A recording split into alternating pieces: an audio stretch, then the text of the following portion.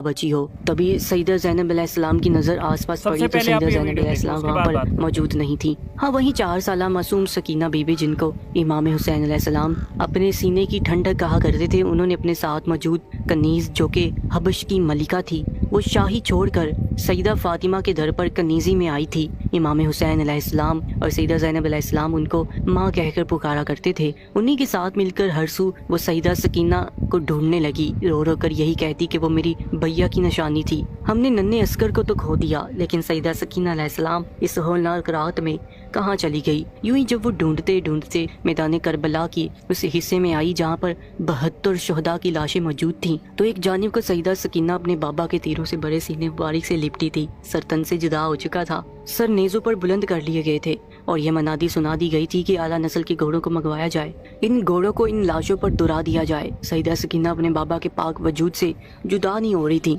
उनके कानों से मुसलसल लहू जारी था। रो रो कर अपने बाबा हुसैन को बतला रही थी कि बाबा, शिमर वो बालियां मेरे कानों से छीन ली जो आपने मुझे तोहफे में दी थी। उसने मुझे तमाचे मारे, मुझे खौफ आता है कि ज़ीदी फौजी ललकार रहे हैं। उन्हें जैसे जैसे अपने बाबा की लाश से दूर किया गया और इसके बाद जुल्म की वो आंधी चली कि देखकर इंसानियत की रूह तक लरस गई। एक जानिब को जलते हुए खैमों की एक लकड़ी उठाकर सईदा ज़ैनब अब्बास बन गई थी, जबकि दूसरी जानिब वो रसूलुल्लाह सल्लल्लाहु अलैहि वसल्लम का कलमा पढ़ने वाले मुसलमान उन्हीं के नवासे के वजूद पर घोड़े दुरा चुके थे। रिवायात में ये बात भी सामने आई है कि फिजा में ऐसी आवाज़ें महसूस हुई कि जिन्हें सुनकर आसमान से खून बरसने लगा। ऐसे बहुत सी किताबें मौजूद है जिनमें मौरखीन ने लिखा है कि जब नवासे रसूल सल्लल्लाहु अलैहि वसल्लम को शहीद कर दिया गया तो मदीना में जिस भी पत्थर को उठाया जाता उसके नीचे से खून बरामद होता। लगातार खून की बारिशें होती रहीं। वो मिट्टी जो एक शीशी में हज़रत जिब्राईल अलैहिस्सलाम रसूल खुदा सल्लल्लाहु अलैहि वसल्लम को दिखाने के लिए लेकर आए थे कि करबला की मिट्टी है जिस रोज़ इमाम हुसैन अलैहिस्सलाम को शहीद किया जाएगा,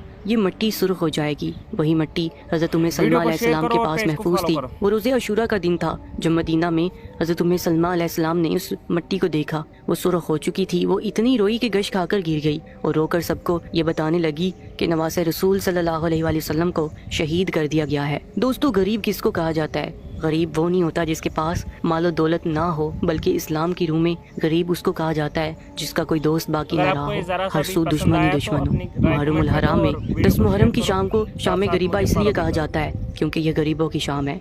ये वो शाम है कि जब आले रसूल सल्लल्लाहु अलैहि वसल्लम पर जुल्म के पहाड़ टूटे थे। अंधेरे में चीखते चिल्लाते आग की जिद में हाशिमी खानदान के बच्चे और फिर उसे यजीदी लश्कर का आले रसूल की मस्तूरात पर आकर जुल्म करना, डंके बजाकर अपनी फतह का जश्न मनाना, घोड़ों को शहीदों के पाक वजूदों पर दुरा देना और फिर हंस हंस कर असमत रसूल सल्लल्लाहु अलैहि वसल्लम से कहना कि बुलाओ अपने अब्बास को, बुलाओ अपने हुसैन को। जैसे होलनाक मनाजिर थे, उन मनाजिर की याद में आज भी 10 मुहर्रमुल हराम को मगरिब होते ही अंधेरे कर दिए जाते हैं, रोशनी को बुझा दिया जाता है और इस मंजर को, इस कैफियत को याद किया जाता है कि आज से 1400 साल पहले करबला के तपते सहरा में जब आंखों के सामने बाबाई बेटे हर रिश्ते को शहीद कर दिया गया तो इसके बाद आरे रसूल पर क्या बीती। ये तमाम तर वाक़या था जो वहाँ पर सामने खड़ा एक शख्स बयान कर रहा था और सुनने वालों को कुछ इस कदर मोहम्मद व आले मोहम्मद सल्लल्लाहु अलैहि वसल्लम से मोहब्बत थी, वो उसी कदर तकलीफ महसूस करके रो रहा था।